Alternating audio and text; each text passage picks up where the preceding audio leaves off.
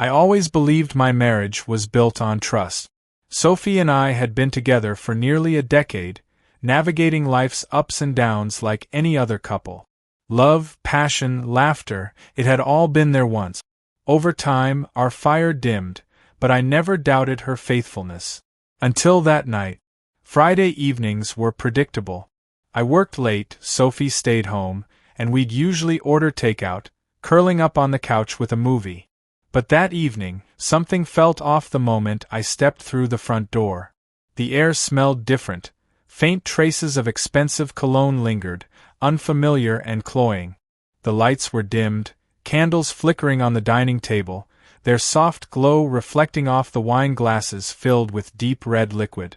Sophie stood at the kitchen counter, dressed in a silk robe I hadn't seen in months. It clung to her curves, barely concealing the body I once knew intimately. Her auburn hair cascaded in loose waves over her shoulders, her lips painted a shade darker than usual. Her eyes met mine, and something flickered there, something I couldn't place. "Hey babe," she greeted, voice unusually sweet. "You're home early." I glanced at my watch. "It's almost 8. She laughed lightly, pouring another glass of wine. I lost track of time. A strange sensation curled in my stomach. Something wasn't right. I dropped my briefcase by the door, stepping into the living room. The cushions on the couch were slightly out of place. A faint indentation on the armrest caught my attention, a shape that looked like a handprint. I turned to Sophie, who was watching me too closely. "Did you have company?" I asked casually, though my pulse quickened. Her smile faltered for half a second before she recovered. "No, why?" That half second was all I needed. Something tightened in my chest. My wife wasn't a liar, at least, not a good one. But if she wasn't lying, why did my gut scream otherwise?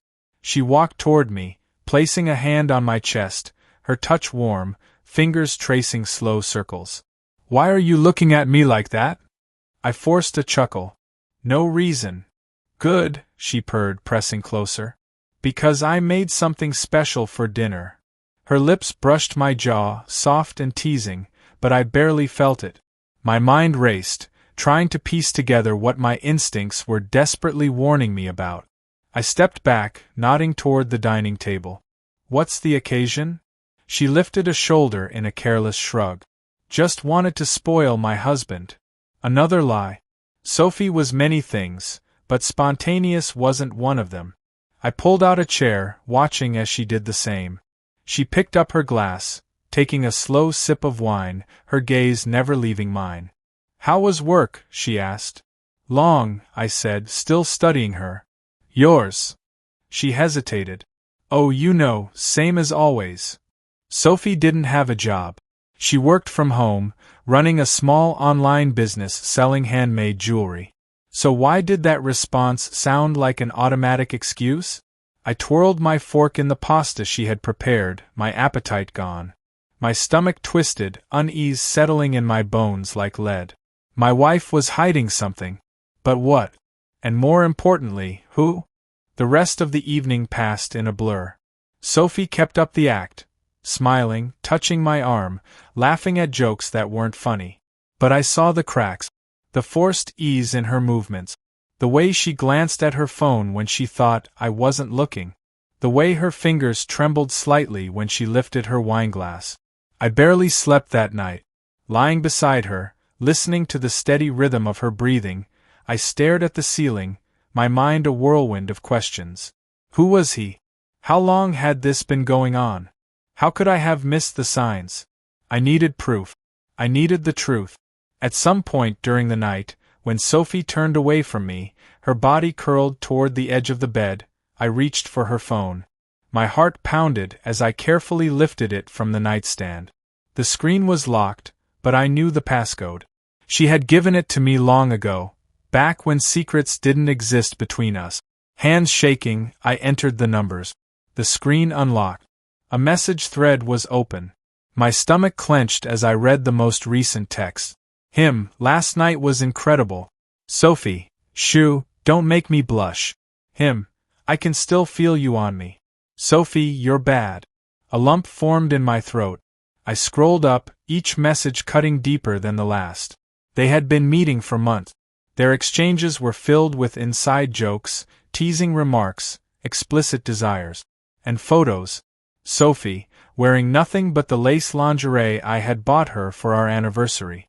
Sophie, biting her lip, posing suggestively. Sophie in our bed. I clenched my jaw, bow rising in my throat.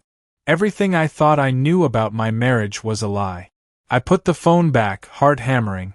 My hands curled into fists, my nails digging into my palms. Betrayal burned through me, but I refused to act without a plan. Morning came, and Sophie moved beside me, stretching. She pressed a soft kiss to my shoulder. Morning, babe. I forced myself to stay still, to keep my breathing even. Morning. She smiled, brushing her fingers down my chest. You okay? You seem tense. I swallowed down the fury boiling inside me. Just tired. Want me to make you coffee? She was playing the perfect wife. Loving. Devoted. Innocent. I forced a small smile. Sure.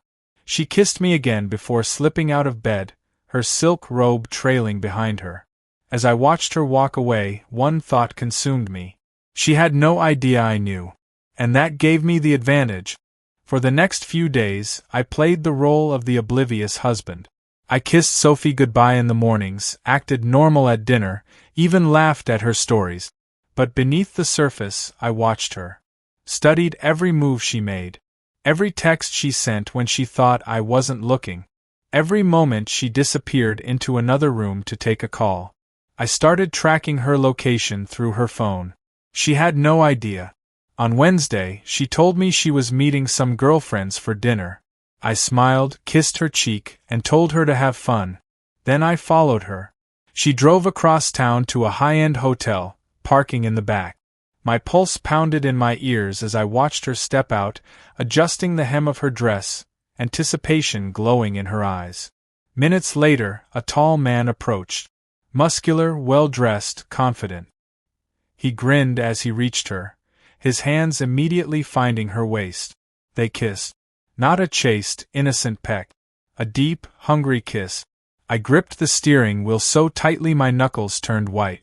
The final nail in the coffin. This wasn't just an affair. This wasn't a mistake. This was deliberate. Sophie had chosen him. She thought I was blind. She thought she had fooled me. But now, it was my turn to make a move. I didn't confront her that night. Instead, I let her bask in her illusion of secrecy, let her think she had fooled me. Let her believe I was the same trusting husband who kissed her goodbye while she slipped away to another man's arms. But deep inside, something in me had shifted. I wasn't the fool she thought I was. And she was about to find out. The next morning, I acted normal. Kissed her softly. Told her I loved her. Let her believe I was the same clueless husband she had betrayed. Inside, I was seething. By now, I had all the proof I needed. Screenshots of her messages, location tracking records, even photos of her with her lover. The betrayal was undeniable, and soon, it would cost her everything. I spent the day making arrangements. The first step was contacting a divorce lawyer. I made sure everything was in place before dropping the bombshell on her. That evening, Sophie returned home, wearing the same deceptive smile she had worn for months. "Hey, babe," she greeted, slipping off her heels. "Long day." I studied her, pretending to hesitate before nodding. "Yeah.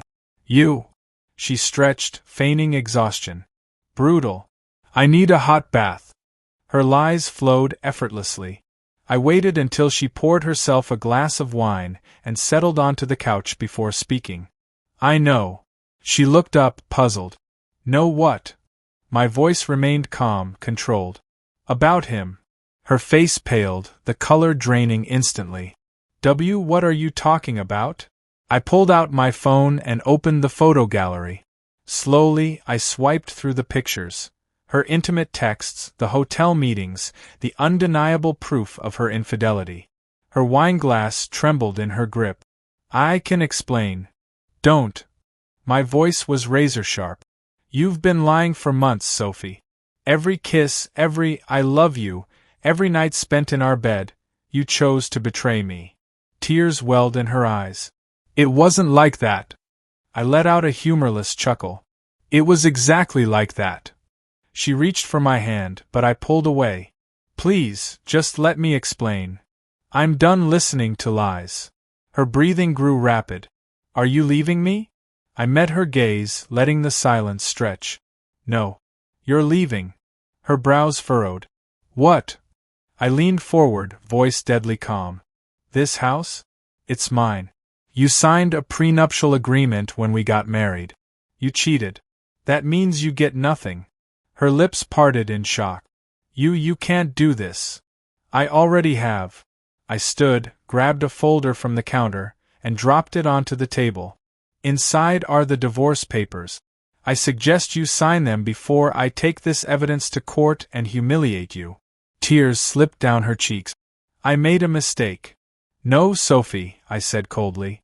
A mistake is forgetting an anniversary. A mistake is saying something hurtful in an argument. What you did. That was a choice. She crumbled before me, sobbing. But I felt nothing. She had broken us long before this moment. And now she was paying the price. As I walked away, leaving her to her tears, a strange sense of peace settled over me. Sophie had destroyed everything we had. But I was finally free.